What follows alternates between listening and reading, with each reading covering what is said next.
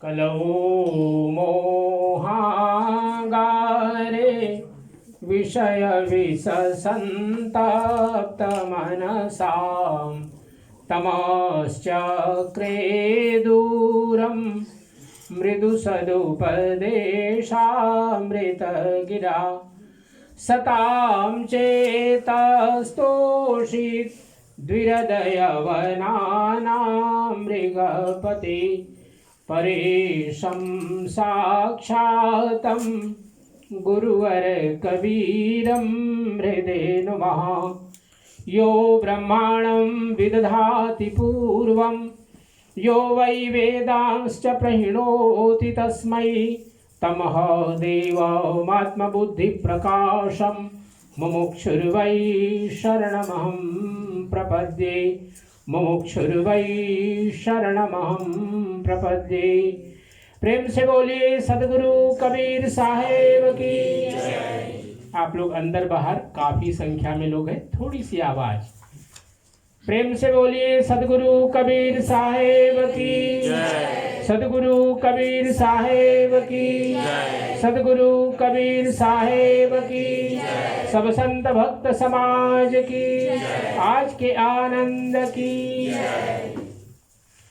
सत्य पुरुष परमात्मा हम सबके हृदय में विराजमान सदगुरु कबीर साहेब, परम आदरणीय महंत श्री अमर साहेब जी ब्रिजमोहन, परम आदरणीय महंत श्री पूर्ण साहेब जी सुभग, परम आदरणीय परम श्रद्धेय सभी भक्त हंसजन, देवियों सज्जनों प्यारे बच्चों, परम पावन अवसर आज हम सब लोग मॉरिशस के आरेता नगर में आए हैं जो वाकवा का एक हिस्सा है। और यह परिवार रामबरन परिवार हमारे परम आदरणीय श्री संजय रामबरन जी, उनकी धर्मपत्नी श्रीमती यास्मीन रामबरन जी और उनके पुत्र श्री अरविंद कुमार अरविंद रामबरन जी, उनकी श्रद्धेया माता और उनके दोनों भाई श्री राजीव नारायण दत्त रामबरन जी, उनका पूरा परिवार, श्री संजीव भाई उनकी धर्मपत्नी, इसी प्रकार से श्री महेंद्र साहेब जी, परमादरणीय मुनिंद्र जी, परमात्मीय श्री लालमन जी, पूरा रामबरन परिवार और आपके परिवार से जुड़े हुए बहुत सुदूर प्रांतों से मैं देख रहा हूँ, मुसलमा शतांद्रे से, त्रियोले से, पोतेपीमा से, कांची मिलते से, रोजहिल से, बहुत सुदूर सुदूर प्रांतों से आप सब लोग पधारे हैं और अपनी श्रद्धा सुमन, अपनी भक्ति सदगुरु के पावन चरण कमलों में समर्पित कर रहे हैं।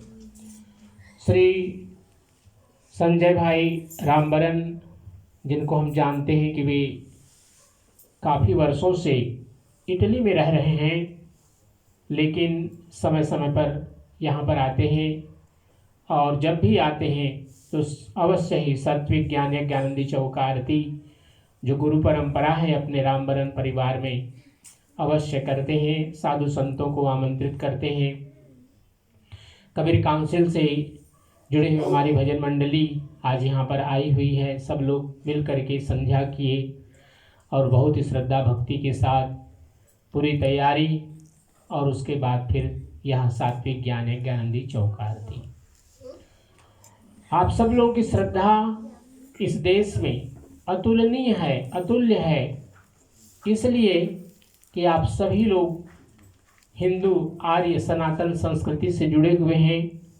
हमारी जो संस्कृति है हम सब लोग जानते हैं, भारत से लेकर के 1834 से ही नहीं बल्कि उसके और 100 साल पूर्व यहाँ पर आई यह संस्कृति और खूब पल्लवित हुई, पुष्पित हुई, फलित हुई और आज एक समृद्ध जो हमारी हिंदू संस्कृति है मॉरिशस में परिलक्षित हो रही है।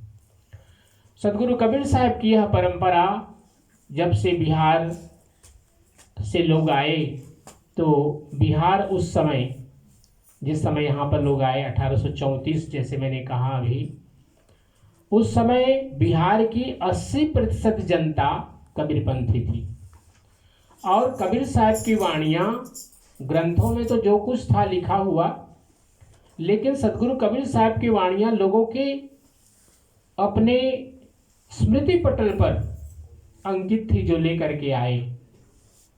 और शुरुआत से ही खंजड़ी यहाँ पर आई। खंजड़ी एक ऐसा एक बाजा है, वाद्य है, जो अगर आज की भाषा में कहें तो रावान जैसा होता है, लेकिन रावान थोड़ा सा बड़ा है, बिग है, उसके बजाने का ढंग भी अलग है। लेकिन खंजड़ी साधुओं की एक वाद्य है, जिसको बजा करके संत लोग पहले भजन गाते थे। तो बताते हैं कि पहले श्रवणदास जी क्लेमास्या में आए और वो खंजड़ी लेकर के आए 5 साल के कॉन्ट्रैक्ट पर, और वो परंपरा की शुरुआत हुई इस देश में।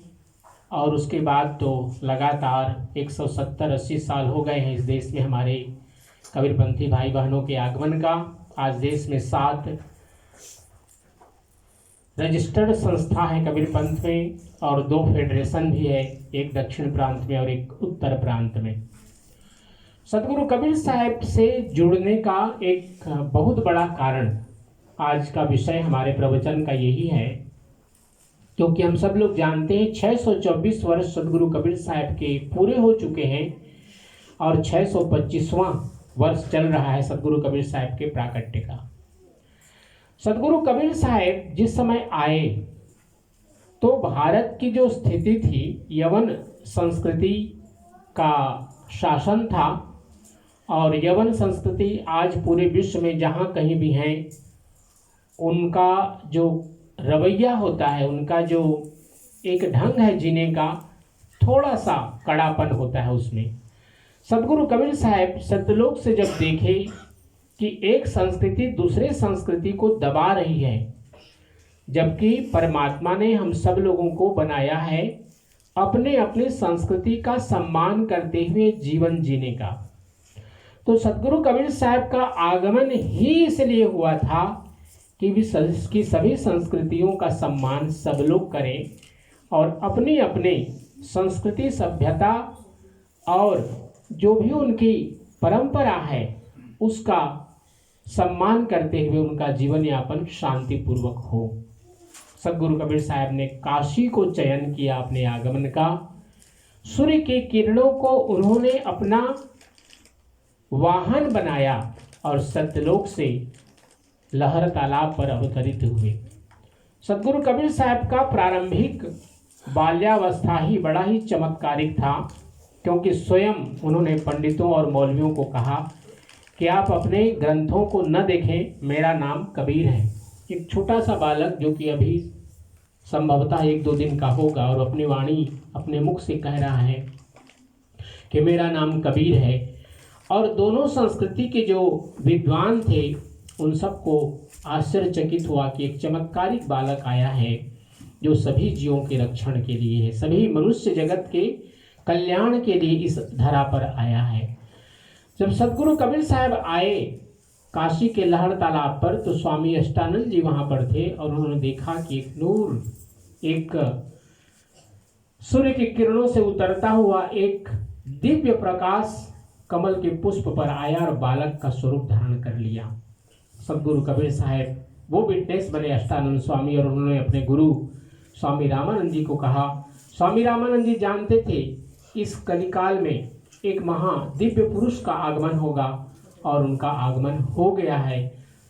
स्वामी रामानंद जी को आश्वासन मिला कि अब आर्य संस्कृति की रक्षा होगी और सभी लोग प्रेम पूर्वक एक दूसरे का सम्मान करते हुए जीवन जी सकेंगे। सदगुरु कबीर साहब धीरे धीरे अपने इन साखियों भजनों के माध्यम से चौराहे पर, नगर के बीच जहाँ पर लोगों की बड़ी बड़ी सभाएं लगती थी, वहाँ पर वो जाकर के अपने कार्यक्रम करते थे। सदगुरु कबीर साहब की वाणियों में एक जो बहुत बड़ा था वो यही था कि पोथी पढ़े पढ़े जग मुआ, पंडित भयान कोय, 2.5 आखर प्रेम का पढ़े सो पंडित होय। वही पंडित है, वही मौलवी है, वही फादर है जो प्रेम को पढ़ता है, प्रेम को जानता है, 2.5 आखर को जानता है। जिसके हृदय में ये 2.5 आखर नहीं है, उसके अन्य सभी ग्रंथों का पढ़ना अधूरा है।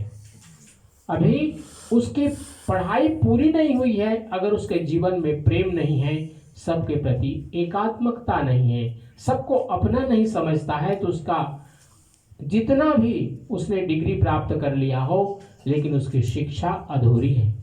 सदगुरु कबीर साहब को परखने के लिए न केवल पंडित, न केवल मौलवी, यहाँ तक कि सिकंदर लोदी जब बाद में सदगुरु कबीर साहब के शिष्य बन जाते हैं, सेंट्रल गवर्नमेंट दिल्ली के जो बादशाह थे सिकंदर लोदी, उनके गुरु हुए शेख तकी, और शेख तकी ने सदगुरु कबीर साहब की परीक्षाएं ली। परीक्षाओं को संस्कृत में कसौटी कहते हैं।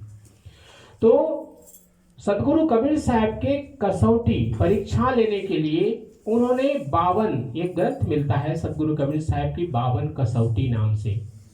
सदगुरु कबीर साहब को उन्होंने बीच जहां पर वो सदगुरु कबीर साहब के कार्यक्रम होते थे, खंबे पर बांधा, चारों तरफ लकड़ियां रखी और आग लगा दी।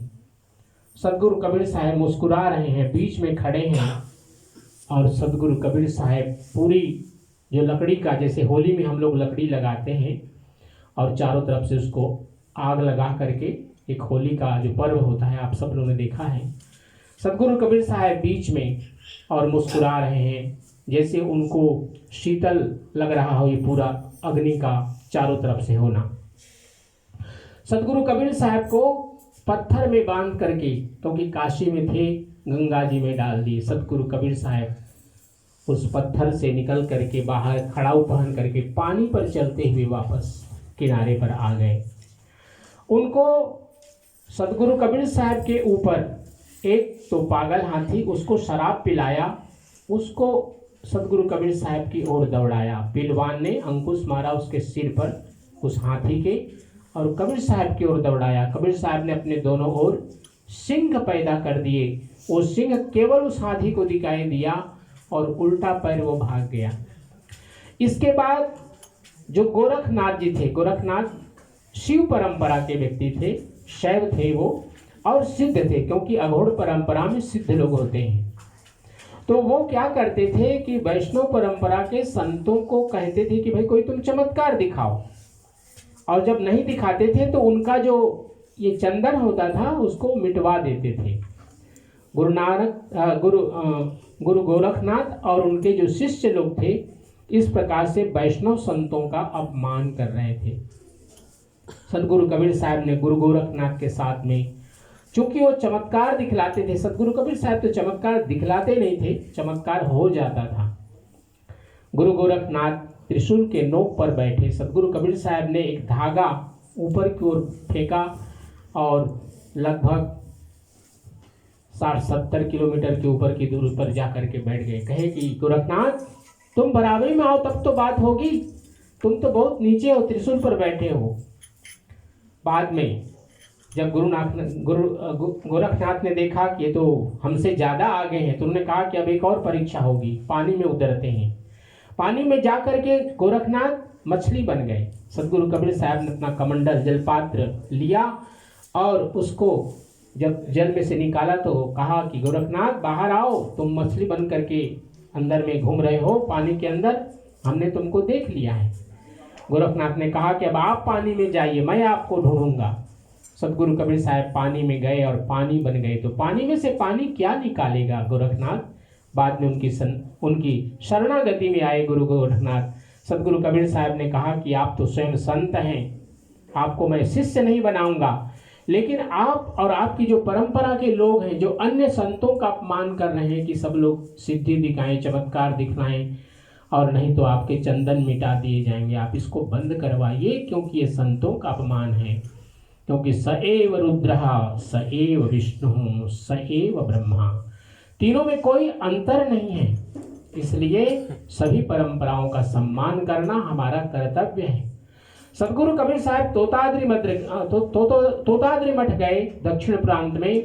सदगुरु कबीर साहब को लोग जानते थे कि ये तो मुस्लिम परिवार में रह करके इनका पालन पोषण हुआ है सदगुरु कबीर साहब का, और ये वेद क्या जानेंगे। तो लोगों ने एक नियम लगाया पंडितों ने कि जो वेद का मंत्र पढ़ेगा उसी को पंगत में बैठने दिया, अर्थात साथ में भोजन करने की उनको स्वीकृति होगी, वही बैठ सकेंगे जिनको वेद मंत्र आता होगा। सदगुरु कबीर साहब तो समझ गए, क्योंकि सदगुरु कबीर साहब तन की जाने मन की जाने, जाने चित की चोरी, ता साहब से क्या छिपा है जिसके हाथ में जीवन की डोरी। सदगुरु कबीर साहब जान गए। उनके साथ में भैंसा था। भैंसा यहाँ मैंने मॉरिशस में तो नहीं देखा, लेकिन आप लोगों ने फिल्मों में देखा होगा, काला रंग का होता है, उसके भी दूध निकालते हैं, उसको खेती के लिए भी उपयोग करते हैं। उसका जो मेल जेंडर होता है उसको खेती के लिए यूज किया जाता है। उनके साथ में चूंकि बहुत से यात्रा करने के लिए उनके शिष्य मंडली रहती थी, तो उस भैंसे गाड़ी में उनका अनाज वगैरह होता था, जहाँ शाम हुई रुक करके भोजन प्रसाद आदि तैयार होता था। तो उन्होंने, सदगुरु कबीर साहब ने उन पंडितों को चेताने के लिए, उनको शिक्षा देने के लिए नहीं, उनको अपमान करने के लिए नहीं, उनके जो इस प्रकार से अहंकार था जाति का, उसको दूर करने के लिए सदगुरु कबीर साहब ने कहा ओके, अगर आप चाहते हैं कि वेद मंत्र पढ़ने वालों को आप अपने साथ बैठा सकते हैं, इट्स ओके। तो उन्होंने उस भैंसे को थपथपाया उसके सिर पर, और उस भैंसे ने क्या शुरू किया, ओम ब्राह्मणोस्य मुखमासीत् बाहुराजन्यः कृतः उरुतदस्य वैश्यः बद्धागुं शूद्रो अजायत चन्द्रमा मनसो जातश्चक्षुः सूर्यो अजायत श्रोत्राद् वायुश्च प्राणश्च मुखादग्निरजायत नाभ्यायासेदन्तरिक्षगं शीर्ष्णोद्यौः समवर्तत पद्भ्यां भूमिदृशः श्रोत्रादधा लोकान् कल्पयन् यत्पुरुषेण हविषा देवा यज्ञमतन्वत वसन्तो स्यासीदाज्यं ग्रीष्मैध्वः शरद्धविः सप्तास्यासन् परिदयस्त्रिः सप्तसमिधः कृताः देवा यद्यगन्तन्वान अबद्धन् पुरुषं पशुं यज्ञेन यज्ञमयजन्त देवास्तानि धर्माणि प्रथमान्यासन्न तेहनाकं महिमानः सचन्त यत्र पूर्वे साध्याः संति देवाः। प्रेम से बोली सदगुरु कबीर साहेब की जय। आप लोग सोच रहे होंगे साहब जी वेद की पाठ कर रहे हैं, यहाँ पर क्या हो गया। सदगुरु कबीर साहब ने देखा कि ये पंडित जिनको संस्कृत और संस्कृत के साथ इन वेदों के ज्ञान होने का अभिमान हो गया है, क्योंकि सदगुरु कबीर साहब जीवों के कल्याण के लिए आए थे, उनको किसी को अपमान नहीं करना था। आप लोग जानते हो, अभी जो मैंने पाठ किया ये यजुर्वेद के शुक्ल यजुर्वेद का ये पुरुष सूक्त है। पुरुष सूक्त में ये ऋचाएँ आई हैं। वो जब भैंसा ने जब इस प्रकार से उच्चारण किया, पंडित सारे के सारे समझ गए कि हम किसी महापुरुष के सामने हैं। सब लोग आए, सदगुरु की शरणागति में आए, और सब लोगों को कबीर साहब ने इसी प्रकार से चेताया।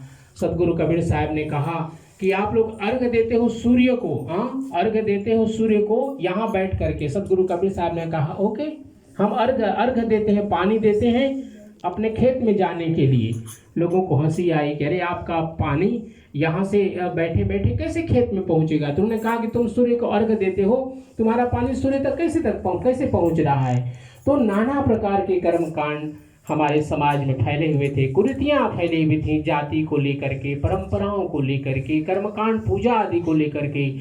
सदगुरु कबीर साहब पूरे के पूरे 120 वर्षों तक लोगों की इन कुरीतियों को, भ्रमों को दूर करने का प्रयास किया, लोगों को एक साथ मिलाया। और क्यों लोग कबीर साहब के साथ में आए, उसका एक बहुत बड़ा कारण ये बना कि लोग जो उच्च वर्ग के लोग थे, जो कहते थे कि हम उच्च वर्ग के हैं, सदगुरु कबीर साहब ने स्पष्ट रूप से कह दिया, जो तू ब्राह्मण ब्राह्मणी जाया, अवर राहते क्यों नहीं आया, दूसरे रास्ते से क्यों नहीं आया। अगर तुम बड़े हो, तुम अपने को कहते हो, दूसरे रास्ते से क्यों नहीं आए। सारी दुनिया जिस रास्ते से जन्म लेती है उसी रास्ते से तुम आए हो, तुम अपने को बड़े क्यों कहते हो, क्या तुम्हारी में विशेषता है।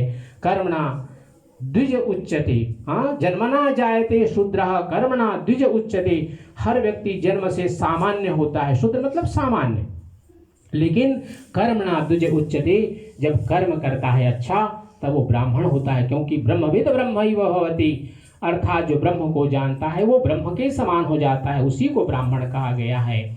इसलिए सदगुरु कबीर साहब के साथ में वे लोग जो सर्वहारा वर्ग थे, जिनको कोई बैठने अपने साथ नहीं देता था। मैं गांव में गया कई बार, बिहार आदि में और उत्तर प्रदेश में भी मैंने देखा, छोटे जात के लोगों को खटिया नहीं देते बैठने के लिए, उसके लिए अलग बैठने का उसको एक पीढ़ा दिया जाता है, वो उसी जात के लोगों के लिए। उनके लिए वो अपना जो खाने पीने का बर्तन है उसको नहीं देंगे, उसके लिए मिट्टी का बर्तन रखेंगे अलग से।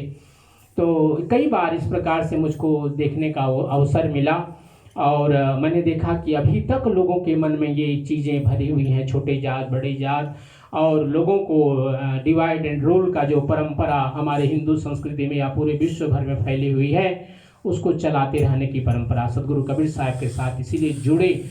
और कोई भी सदगुरु कबीर साहब को मार क्यों नहीं पाया, उसका एक बहुत बड़ा कारण था। जैसे मैंने कहा, सदगुरु कबीर साहब का अवतरण सूर्य की किरणों से एक नूर के रूप में इस पृथ्वी पर हुआ। सदगुरु कबीर साहब का जो फॉर्म था, शरीर था, हम लोग यहाँ पर फोटो तो नहीं है, लेकिन जो फोटो देखते हैं वो लगभग ऐसा ही होता है। हमारे महंत साहब जैसे बैठे हैं, टोपी है, शैली है, हाँ माला है, ऐसे ही कपड़े, ये दुपट्टा लगाए हुए सदगुरु कबीर साहब के फोटो मूर्ति अगर आप देखेंगे तो लगभग ऐसा ही मतलब ना सेम टू सेम नहीं कहेंगे, लगभग ऐसा ही सदगुरु कबीर साहब का आप लोगों फोटो देखा। किसी ने कबीर साहब को देखा नहीं, हम लोगों ने एक अनुमान लगाया, उनका फोटो बनाया, उनके मूर्तियाँ बनाई। अब धीरे धीरे कबीर पंथ में भी ये जो कर्मकांड है पूरी तरह से क्या करें भरता जा रहा है, और काफ़ी भ्रम भी लोगों में भरता जा रहा है। शुक्ल पक्ष का, कृष्ण पक्ष का, दिनों का, रविवार, शनिवार, शुक्रवार, इसके भी भ्रम लोगों में बैठते जाने। सदगुरु कबीर साहब ने सारी चीज़ों को दूर करने का प्रयास किया,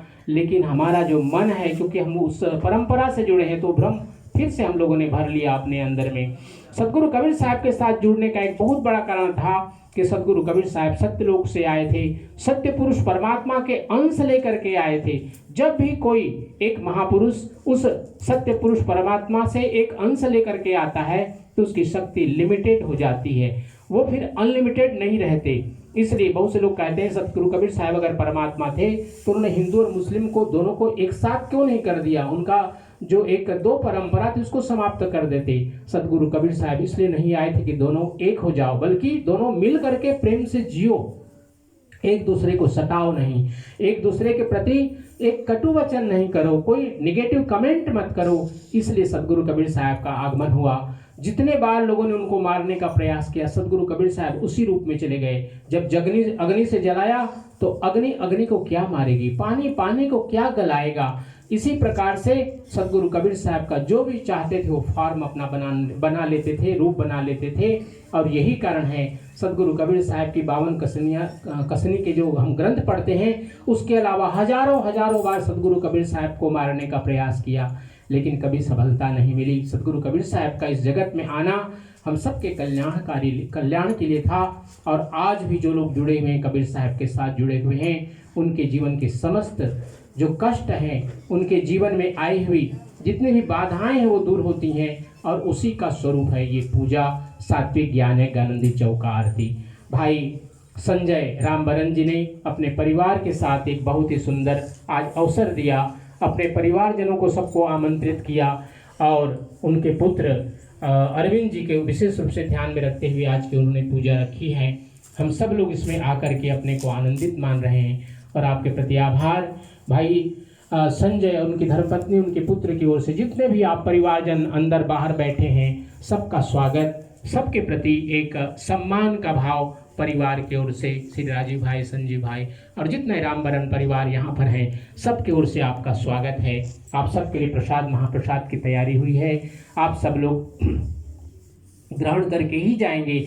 आइए साहिब पे पावन नाम का संकीर्तन करेंगे, फिर विधि को आगे बढ़ाएंगे। सब लोग मिल करके गाते हैं संगीतमय सत्य नाम का महामंत्र, सब मिल करके गाएंगे। सत्य नाम